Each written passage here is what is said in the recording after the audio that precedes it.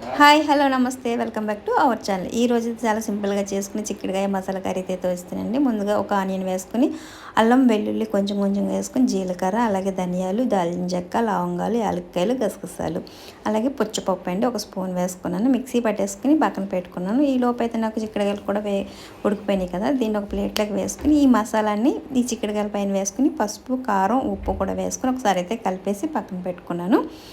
మరొక 2 ఆనియన్స్ అయితే తీసుకుని కడాయి స్టవ్ మీద పెట్టుకుని ఆయిల్ హీట్ ఎక్కిన తర్వాత ఇలా వేయించుకున్నాను. ఇందులో ఒక పెద్ద టమాటా కూడా చిన్నగా కట్ చేసుకుని ఈ టమాటాను కూడా వేసుకుని మరి కాసేపు అయితే వేయించుకోవాలి. బాగా వేగిన తర్వాత మనం ముందుగా మసాలా కలుపుని పక్కన పెట్టుకున్నాం కదా, ఈ చిక్కుడుకాయలను కూడా వేసేసుకుని మరొకసారి కలిపేసి మూత పెట్టేయండి.